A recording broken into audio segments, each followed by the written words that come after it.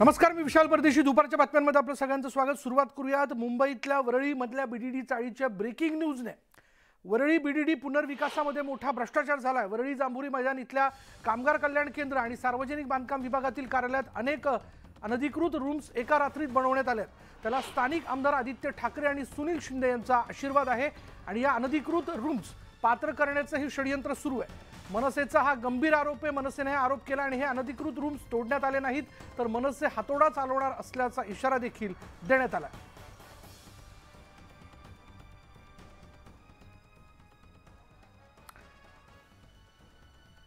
VDD चाळीच्या पुनर्विकासामध्ये मोठा भ्रष्टाचार झाल्याचं समोर येत आहे. वरळी जांभुरी मैदान इथल्या कामगार कल्याण केंद्र आणि सार्वजनिक बांधकाम विभागातील कार्यालयात अनेक अनधिकृत रूम्स. आज आपण वरळी विधानसभेमधील पीडब्ल्यूडीचं ऑफिस आहे, बांधकाम विभागाचं, सार्वजनिक बांधकाम विभागाचं हे ऑफिस आहे सावली म्हणून, त्याच्या प्रिमायसेस मध्ये आपण आता उभे आहोत. आणि हे इथं वरळी विधानसभेमध्ये सन्माननीय आदित्यजी ठाकरे यांच्या विधानसभेमध्ये हा एरिया त्यांचा आहे. आणि तुम्हाला कल्पना असेलच की गेले 5 वर्षापासून मला वाटतं बीडीडी चाळचा पुनर्विकास जोरदार सुरू झालेला आणि सुरू आहे आता. त्यामुळे हे जे इल्लीगल स्ट्रक्चर्स आहेत ते बांधण्याचे पेव सुटलेत आणि त्याप्रमाणे प्रत्येक ठिकाणी, म्हणजे आता तुम्ही, मला वाटतं मगाशी तुम्हाला मी सगळे जिकडे जिकडे बांधकाम झालेलं आहे इल्लीगल स्ट्रक्चर्स त्या ठिकाणी तुम्हाला सगळ्यांना फिरवून आणलेलं आहे. सगळे पत्रकार होते माझ्याबरोबर आणि त्यांना मी दाखवलेले आहेत. आणि ती स्ट्रक्चर्स बांधण्याची पद्धत पण एकच आहे. तुम्ही बघितलं असेल आता पण इकडे या प्रिमायसेसच्या आतमध्ये पण इकडे 2 स्ट्रक्चर्स उभी आहेत.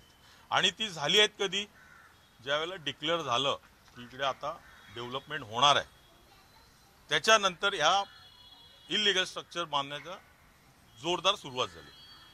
आता तुम्ही बघितलं असेल की एक बाहेर स्ट्रक्चर्स काही होती जे सीधा वाटप कार्यालयाच्या समोर एक 5 एक स्ट्रक्चर्स उभी आहेत तिकडे, ती बाहेर आहेत पण ती बीडीडी चाळच्या प्रिमायसेस मध्ये आहेत, हद्दीमध्ये आहेत. सेम स्ट्रक्चर्स काही दिवसापूर्वी कामगार कल्याण केंद्र तिकडे आतमध्ये स्ट्रक्चर्स उभी राहिली. तिकडे काहीतरी 9 स्ट्रक्चर्स झाले आहेत प्रिमायसेसच्या आतमध्ये. म्हणजे हे सरकारी अधिकारी झोपलेले आहेत काय माहिती नाही. आता त्याच्यावर कहर म्हणजे हा की हे सावली जे ऑफिस आहे, पीडब्ल्यूडीचं ऑफिस आहे, जे सार्वजनिक बांधकाम विभागाचं ऑफिस आहे, त्याच्या आतमध्ये स्ट्रक्चर उभे राहतात आणि त्याची कल्पना त्यांना पण नाही. तुम्ही बघत असाल तर तिकडे सिक्युरिटी आहे, येणाऱ्या जाणाऱ्याची प्रत्येकाची नोंद केली जाते, तरी पण ही स्ट्रक्चर इकडे उभी राहतात. याच्या मागे मोठा गोडबंगाल आहे, मोठा भ्रष्टाचार आहे की ही स्ट्रक्चर उभी करण्यामागे असंच कोणी तिकडे स्ट्रक्चर उभी करणार नाही, याच्या मागे मोठा गोडबंगाल आहे. त्याच्यानंतर आमचे शाखाध्यक्ष संतोष नर यांनी पीडब्ल्यूडी ऑफिसला वारंवार फॉलोअप केला, पत्रव्यवहार केला. त्याच्यावर त्यांना थातूर मातूर उत्तरं देण्यात आली. म्हणजे उत्तरं काय देणार आली तर ती जी स्ट्रक्चर्स उभी आहेत त्यांची आम्हाला काहीही माहिती नाही म्हणून त्यांनी पहिलं उत्तर दिलेलं आहे. याच्यामध्ये त्यांनी लिहिलेलं आहे की आपल्या संदर्भी अर्जाचे अवलोकन केले असता कार्यालयीन अभिलेखात शोध घेतला असता बीडीडी चाळ क्रमांक 21च्या बाजूला सीता पत्रिका कार्यालयाच्या आजूबाजूस असलेले अनधिकृत व अधिकृत गाळ्यांची कोणतीही माहिती नसल्याची इकडे त्यांनी निरंक समज. आणि याचबद्दल आपण बोलणार आहोत. आपल्याबरोबर आहेत उद्धव बाळासाहेब ठाकरे पक्षाच्या किशोरी पेडणेकर. किशोरी पेडणेकर जी, हा आरोप जो मनसेकडनं केला जातो याकडे आपण कसं बघताय? नाही, काय बघायचंय, आरोप आहे ना. पीडब्ल्यूडी स्वतंत्र डिपार्टमेंट आहे ना. आता सरकारला मदत करणारा पक्ष म्हणून त्यांच्याकडे पाहिलं जातं ना. करा. फक्त सुनील शिंदे किती काम करतात, सुनील शिंदेची वरळी विधानसभेमध्ये असलेली एक इमेज बघा. आदित्य ठाकरेंनी संपूर्ण महाराष्ट्राने आता देशात एक स्वतःची एक इमेज तयार केली आहे. त्याला डॅमेज करण्यासाठी असं कोणतरी करत असेल तर आरोप करायला सोपं आहे. लोकशाहीमध्ये कोणालाही काही बोलता येतं, त्यामुळे त्यांनी बोलू दे. फक्त ते जसं बोलतायत तसं ते जरा सिद्ध पण करा. कारण नसताना नावं घेऊन स्वतः कसं प्रसिद्धी झोतात येईल याचा प्रयत्न नको. म्हणजे काही कारण नसताना केवळ बदनामी करण्यासाठी म्हणून हे आरोप केले जातात असं आपल्याला वाटतं? सरळ आहे. बीडीडी चाळ हे सुनीलच्या घरातलं डिपार्टमेंट नाहीये, पीडब्ल्यूडीचं डिपार्टमेंट आहे. ते राज्याच्या अंतर्गत येतं, राज्याच्या मुख्यमंत्र्यांच्याकडे ते डिपार्टमेंट असतं. कुठेही तुम्ही लगेच चौकशी करून त्याच्यात साप आणू शकता. फक्त बातम्या देऊन आपल्याला प्रसिद्धी ते करू नका. खोटं असेल तर ते खोटंच असलं पाहिजे, खरं असेल तर ते खरं असलं पाहिजे. ते म्हणतात की स्थानिक आमदार आदित्य ठाकरे आणि सुनील शिंदे यांचा याला आदित्य आशीर्वाद आहे. ठाकरेंना असल्या कामामध्ये जरा पण वेळ नसतो आणि ज्या मुलाची स्वतःची एक इमेज आणि स्वतःच्या कामाने डेव्हलप केली आहे, तयार केली आहे, त्यामुळे या अशा छोट्या छोट्या पक्षातल्या लोकांना वाटतं. मग हेतू पुरस्कार हे सगळं केलं जाते. किशोरी पेडणेकर यांनी एका मर्यादेपर्यंत या संदर्भातलं उत्तर देऊ केलेलं आहे, पण त्यांनी असं म्हटलंय की काही कारण नसताना बदनामी करण्यासाठी म्हणून हा सगळा प्रकार केला जातोय. सार्वजनिक बांधकाम खातं हे कोणाच्या अंतर्गत आहे हे सगळ्यांनाच माहिती आहे आणि या सगळ्याच्या पाठीमागे कुठेही आमदार आदित्य ठाकरे आणि आमदार सुनील शिंदे यांचा हात नसल्याचं किशोरी पेडणेकर यांनी स्पष्ट केलेलं आहे. मनसेला केवळ प्रसिद्धी करता आणि शिवाय मनसे हा पक्ष सध्याच्या सरकारला मदत करणारा पक्ष आहे आणि त्याच हेतूने त्याच हितसंबंधातनं अशा प्रकारचे आरोप प्रसिद्धी मिळवण्यासाठी सरकारला मदत करण्यासाठी मनसे नेते करतायत असं त्यांनी म्हटलंय. पुढे पाहूयात. रुग्णवाहिका न मिळाल्याने नागपूर ते अमरावतीपर्यंत बाळाच्या मृतदेहासह एसटीतून प्रवास करावा लागण्याची वेळ एका पालकावर आली आहे. अमरावती जिल्ह्यातील मेळघाटातील धरमडोह या गावातील सरिता कासदेकर या महिलेचा 42 दिवसांचा चिमुकला दगावला. आरोग्य विभागातर्फे रुग्णवाहिका आणि मदत न दिल्यामुळे नागपूरवरून अमरावतीपर्यंत मृतदेह एसटीत आणावा लागला. एसटी विभागाचा भोंगळ कारभार पाहतोय आपण. कारवाई न झाल्यास अधिवेशनात आंदोलन करण्याचा आमदार पटेल यांनी इशारा दिला. याबद्दल बोलूयात आमचे प्रतिनिधी संजय शेंडे आपल्याबरोबर आहेत. संजय, त्या चिमुकल्याचा मृतदेह अमरावतीपर्यंत नेण्यासाठी एक रुग्णवाहिका मिळत नाही, त्या पालकांना काही मदत मिळत नाही, नाईलाजाने त्यांना सार्वजनिक वाहतूक व्यवस्थेचा आधार घ्यावा लागतो. याला जबाबदार कोण? विशाल, निश्चितच जर बघितलं तर नुकताच आरोग्यमंत्री तानाजी सावंत यांचा दौरा करून केला आणि त्या दौऱ्यात त्यांनी आरोग्य व्यवस्था आदिवासींना चांगला फायदा द्यावा असा त्यांनी डॉक्टरांना सूचना केल्या होत्या. मात्र अमरावतीच्या आरोग्य अधिकाऱ्यासह जे जिल्ह्यातील डॉक्टर आहेत त्या डॉक्टरांनी कुठलाही लढा यातून घेतलेला नाही आहे. हे 48 दिवसाचं बालक होतं, त्याला 18 दिवस नागपूरला जवळपास विचारात ठेवण्यात आलेलं होतं. मात्र त्या बाळाचा मृत्यू झाल्यानंतर बाळाच्या मातेने वारंवार जिल्ह्याचे जे आरोग्य अधिकारी कार्यालय असेल किंवा तालुका आरोग्य अधिकारी पिंपरीकर आहे यांना संपर्क करण्याचा प्रयत्न केला, मात्र यांच्याकडे कोणताही रिस्पॉन्स मिळाला नाही. शेवटी या बाळाच्या पालकाला बाळाचा मृतदेह जायचो बसने खासगी जी एसटी महामंडळ जे बस आहे त्या बसमध्ये लपून आणावा लागला आणि त्या बसमध्ये हा मृतदेह जाता यावेळेस कोणालाही. धन्यवाद संजय या सगळ्या तपशिलाबद्दल.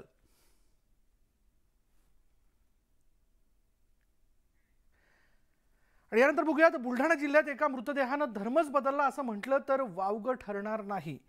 त्याचं झालं असं की बुलढाणा जिल्ह्यातील खामगाव शेगाव मार्गावर अज्ञात वाहनाच्या धडकेत एका इसमाचा मृत्यू झाला होता. मृत इसमाची ओळख पटली नसल्यानं शेगाव ग्रामीण पोलिसांनी 3 दिवस या मृताची ओळख पटवून देण्याचं आवाहन स्थानिकांना केलं होतं. दरम्यान मृतदेहाची ओळख पटली नसल्यानं आणि प्रथमदर्शनी हा मृतदेह मुस्लिम इसमाचा वाटत असल्यानं या मृतदेहावर मुस्लिम पद्धतीनं अंतिम संस्कार करण्यासाठी हा मृतदेह सुपूर्द करण्यात आला, म्हणजे दफनविधी. परंतु अंत्यसंस्काराचे सोपस्कार पार पडत असताना या मृतदेहाची तपासणी केली असता हा मृत इसमाची खतना झालेली नसल्याचं समोर आलं आणि त्यानंतर हा मृतदेह सन्मानपूर्वक पोलिसांना हिंदू पद्धतीने अंत्यविधी करण्यासाठी सुपूर्द करण्यात आला. हमने आज इनको ये पुलिस के हवाले आज इसके लिए इनको ये बॉडी इनके हाथ में दे दिए, क्योंकि पुलिस कोई भी अननोन बॉडी मुस्लिम रहो चाहे हिंदू समाज की रहो उसकी दफन विधि ही करती. उसका कारण ये है कि वो दहन विधि नहीं करती, जलाती नहीं, क्योंकि अगर कोई आया तो उसको बताने के लिए उनके लिए अच्छा रहता है कि अबे तुम्हारी ही बॉडी है या नहीं है. हे उपमुख्यमंत्री देवेंद्र फडणवीसांची भेट घेण्यासाठी दाखल झालेत. सह्याद्री अतिथीगृहावर दोन्ही नेत्यांची भेट होते. विनियोजन बिलाबाबत या भेटीत चर्चा केली जाणार आहे.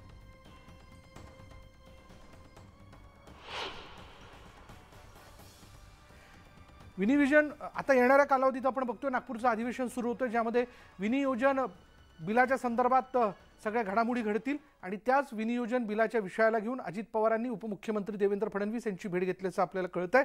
ते त्यांच्या भेटीसाठी तिथे दाखल झालेले आहेत। दोघांमध्ये या विषयाला घेऊन चर्चा होईल आणि त्यानंतर अर्थात पुढल्या सगळ्या घडामोडी घडू शकतात आणि याबद्दल बोलूयात आमचे प्रतिनिधी तुषार रुपणवर आपल्याबरोबर आहेत। तुषार, केवळ विनियोजन बिल ह्याच विषयाला घेऊन चर्चा करण्याकरता अजित पवार देवेंद्र फडणवीसांची भेट घेण्याकरता पोहोचलेत की काही इतरही कारण आहेत? विशाल, आपण जर पाहिलं असेल तर राज्याचं हिवाळी अधिवेशन 19 तारखेपासून आपल्याला नागपूर येथे सुरू होताना पाहायला मिळणार आहे आणि या अधिवेशनामध्ये विनियोजन हे सर्वात महत्त्वाचं बिल असणार आहे। आता अर्थ खात्याची या ठिकाणी आढावा बैठक देवेंद्र फडणवीस यांनी बोलवलेली आहेत आणि महाविकास आघाडी सरकारच्या काळामध्ये अजित पवार हे स्वतः अर्थमंत्री होते, त्यामुळे या बैठकीमध्ये या विनियोजन बिलासंदर्भातली चर्चा होताना आपल्याला पाहायला मिळणार आहे। दोन्ही प्रमुख नेते आता सह्याद्री अतिथीगृहावरती पोहोचलेले आहेत। सुरुवातीला अजित पवार पोहोचले, त्यानंतर देवेंद्र फडणवीस पोहोचले आणि आता त्यांची सह्याद्रीच्या मुख्य हॉलमध्ये आता बैठकीला सुरुवात झालेली आहे। प्रामुख्याने जो प्रश्न विचारला गेला की या बैठकीमध्ये प्रामुख्याने विनियोजन या संदर्भातली बैठक होईल की आणखी काही विषयांवरती चर्चा होणार आहे, कारण की 17 तारखेला महाविकास आघाडीचा मोठा मोर्चाचं आयोजन करण्यात आलेलं आहे आणि या मोर्चाला तुर्तास तरी मुंबई पोलिसांकडून परवानगी अद्याप तरी देण्यात आलेली नाहीये। स्वतः गृहमंत्री देवेंद्र फडणवीस यांच्याकडे गृह खातं आहे, अद्याप या मोर्चाला परवानगी देण्यात आलेली नाहीये। महाविकास आघाडीच्या नेत्यांकडून या संदर्भातली टीका होते, त्यामुळे या बैठकीनंतर अजित पवार देवेंद्र फडणवीस यांच्याशी या मोर्चा संदर्भातली काही बातचीत करतात का हे पाहणं महत्त्वाचं ठरणार आहे। मात्र आजच्या बैठकीमध्ये प्रामुख्याने अगदी आजच्या बैठकीमध्ये विनियोजन बिलाच्या संदर्भात आणि त्याचबरोबर आपण बघतोय की या मोर्चाच्या विषयाला घेऊन देखील चर्चा जी आहे ती केली जाऊ शकते। धन्यवाद तुषार या सगळ्या तपशिलाबद्दल। आणि यानंतर पाहूयात महापुरुषांच्या सतत होणाऱ्या अवमानासंदर्भात महाविकास आघाडी आक्रमक झाली। महापुरुषांबद्दल अवमानकारक वक्तव्य करणाऱ्यांविरोधात 17 डिसेंबरला महाविकास आघाडीने मुंबईत महामोर्चाचं आयोजन केलं। दरम्यान या महामोर्चाच्या आयोजनाबाबत आज महाविकास आघाडीने बैठक बोलावली आहे। या बैठकीला उद्धव ठाकरे देखील उपस्थित राहणार आहेत। विरोधी पक्षनेते अजित पवार यांच्या निवासस्थानी ही बैठक पार पडते। त्यानंतर 5 वाजता महाविकास आघाडीचे नेते पत्रकार परिषद घेणार आहेत।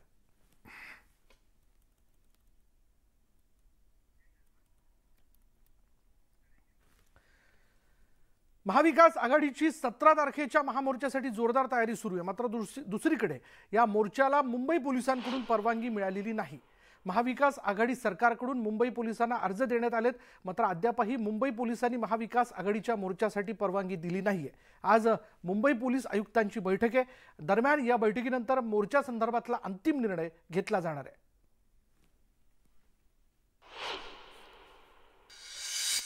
मोर्चाला परवानगी मिळेल, कारण या देशामध्ये लोकशाही आहे। या देशामध्ये अजून अधिकृतपणे हुकुमशाहीची घोषणा झालेली नाही आणि लोकशाहीमध्ये लोकशाही मार्गाने केलेलं आंदोलन, त्या आंदोलनास सरकार आडकाठी आणू शकत नाही।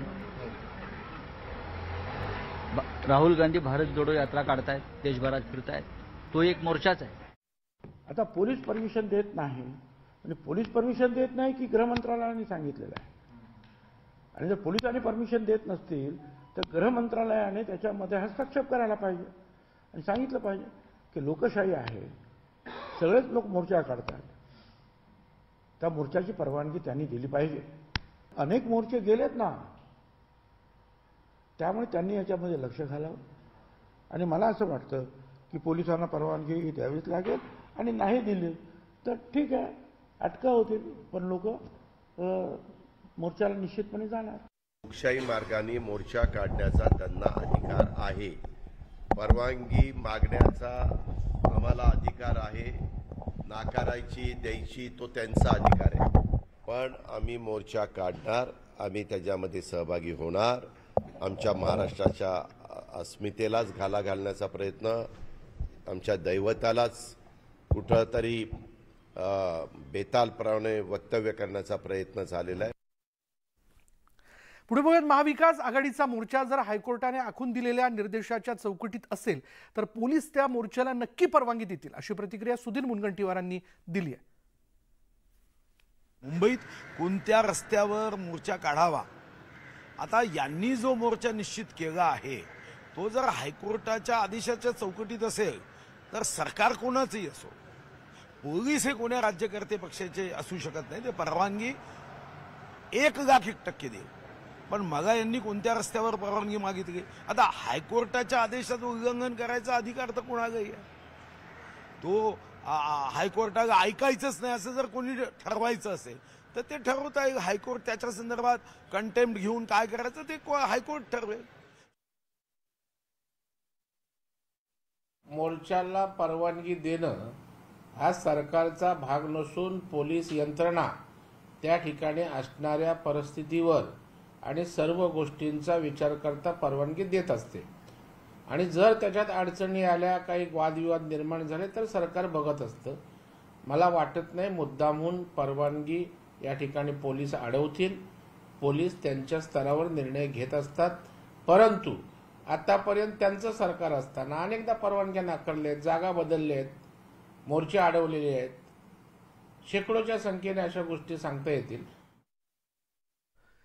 सीमा प्रश्नांमध्ये केंद्र सरकारने हस्तक्षेप केल्यानं बेळगाव वासियांनी केंद्र सरकारचे आभार मानलेत. मात्र हा प्रश्न जोपर्यंत सुटत नाही तोपर्यंत कर्नाटक सरकार विरोधातला महामेळावा सुरूच राहील असं स्पष्टीकरण महाराष्ट्र एकीकरण समितीने दिलं. तर कालच्या बैठकीनंतर आत्मविश्वास वाढला असून सीमा भागात होणारा अन्याय कमी होईल असा आशावाद बेळगावकरांनी व्यक्त केला.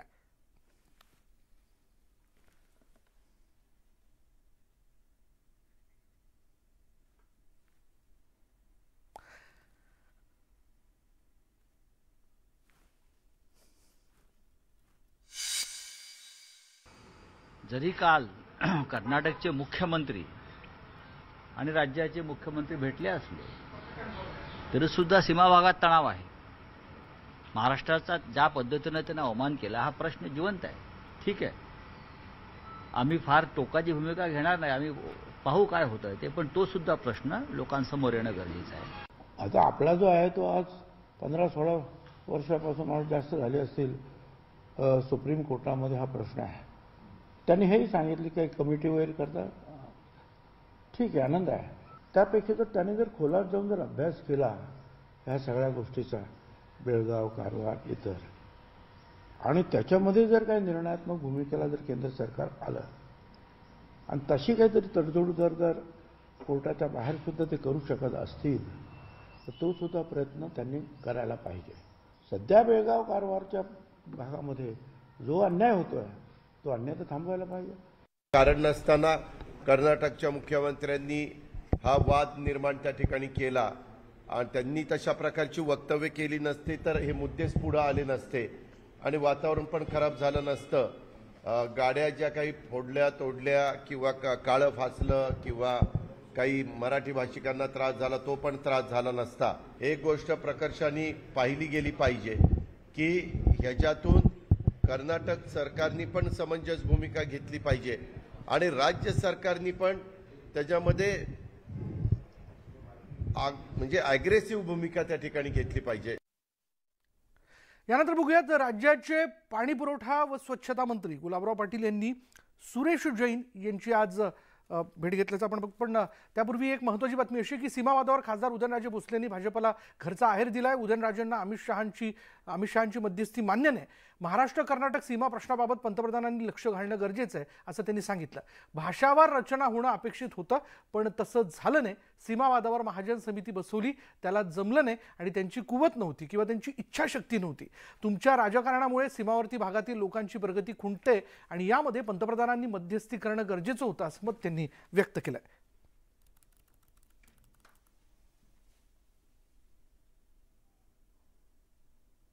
तर केंद्रातले मेन कोण आहे? पंतप्रधानांनी महाराष्ट्र राज्यातले आणि कर्नाटक राज्यातले तिथले जे प्रमुख असतील, प्रमुख म्हणजे फक्त सत्तेत असणारे नाही तर वेगवेगळे जे काय म्हणजे तिथले जे प्रमुख जे काय ज्या त्या राज्यातले जे काय वेगवेगळे पक्ष असतील किंवा ते संघटना असतील त्या सगळ्यांना निमंत्रित करावं आणि सांगावं का त्या लोकांची वातावत होती. तुमचं राजकारण तुमचं होऊन जातं. आज मला सांगा, विकास खुंटतो कोणाचा, प्रगती खुंटती कोणाची? त्या बॉर्डरवरती राहणाऱ्या लोकांची. मग कर्नाटकमध्ये असतील किंवा महाराष्ट्रातले, काय चूक आहे त्यांची बिचाऱ्यांची? कधी त्यांचा विचार तुम्ही करणार काय? माणुसकीचं थोडं कधी काय का माणुसकी संपुष्टात आली? असं होत नाही ना. आज महाराज झाली गृहमंत्र्यांना मुख्यमंत्री तर सीमावादावर खासदार उदयनराजे भोसलेंनी भाजपला पुन्हा एकदा घरचा आहेर दिलाय. उदयनराजेंना अमित शहांची मध्यस्थी मान्य. महाराष्ट्र कर्नाटक सीमा प्रश्नाबाबत पंतप्रधानांनी लक्ष घालणं गरजेचं आहे असं त्यांनी सांगितलं. भाषावर रचना होणं अपेक्षित होतं पण तसं झालं नाही. सीमावादावर महाजन समिती बसवण्यात आली पण त्यांना काही जमलं नाही किंवा त्यांची कुवत नव्हती, त्यांची इच्छाशक्ती नव्हती असं देखील त्यांनी म्हटलेलं आहे. तुमच्या राजकारणामुळे सीमावर्ती भागातील लोकांची प्रगती खुंटते आणि यामध्ये पंतप्रधानांनी मध्यस्थी करणं गरजेचं होतं असं मत या ठिकाणी खुद्द उदयनराजे भोसले यांनी व्यक्त केलेलं आहे. तर पुढे पाहूयात एक महत्त्वाची ब्रेकिंग न्यूज अशी आहे की राज्याचे मंत्री शंभूराज देसाई हे बेळगाव सीमेवरती जाणार आहे. शंभूराज देसाई हे शिनुळी गावात जाणार असल्याचं कळतंय. यापूर्वी जर आपण बघितलं तर वारंवार काही संघटनांकडून म्हणजे कर्नाटकमधल्या काही संघटनांकडून महाराष्ट्रातल्या नेत्यांना तुम्ही येऊ नका याबद्दलचा इशारा देण्यात येत होता. त्याच्यामुळे मंत्री गेले नाहीत यावरनं देखील राज्यातल्या विरोधी पक्षाने टीका केल्याचं आपण बघतोय. पण आता महाराष्ट्र कर्नाटक सीमा प्रश्नी जी काही समन्वय समिती तयार करण्यात आलेली आहे त्या दोन महत्त्वाचे चेहरे आहेत. त्यापैकी राज्याचे मंत्री शंभूराज देसाई हे आता बेळगाव सीमेवरती जाणार आहे. शंभूराज देसाई हे शिनुळी गावात जाणार असल्याचं कळतंय. त्यामुळे काल मध्यस्थीची झालेली बैठक, ज्या बैठकीमध्ये राज्याचे मुख्यमंत्री एकनाथ शिंदे, उपमुख्यमंत्री देवेंद्र फडणवीस, कर्नाटक राज्याचे मुख्यमंत्री बसवराज बोम्मई आणि याला मध्यस्थी प्रमुख नेते होते ते म्हणजे देशाचे केंद्रीय गृहमंत्री अमित शहा यांनी दोघांनाही या विषयाला घेऊन तटस्थ राहण्याची भूमिका त्यांनी घ्यायला लावलेली आहे. कारण हा विषय न्यायप्रविष्ट आहे असं देखील त्यांनी म्हटलेलं आहे. पुढे पाहूयात बातमी आहे जळगावमधनं. जळगावमधील बहुचर्चित घरकुल घोटाळ्यातील मुख्य संशयित माजी मंत्री तथा शिवसेनेचे माजी आमदार सुरेश जैन यांना नियमित जामीन मंजूर झाल्यानंतर तब्बल 10 वर्षांनी सुरेश जैन यांचं ते जळगावमध्ये आले. जळगावमध्ये त्यांचं आगमन झालं आणि याप्रसंगी बोलताना सुरेश जैन यांनी पुन्हा राजकारणात सक्रिय होणार असल्याचं म्हटलं असून मार्गदर्शक म्हणून एक भूमिकेत राहणार असल्याचं माजी आमदार सुरेश जैन यांनी स्पष्ट केलं आहे. मुंबई उच्च न्यायालयाने सुरेश जैन यांचा विनाट शर्तीवरती नियमित जामीन मंजूर केलेला आहे.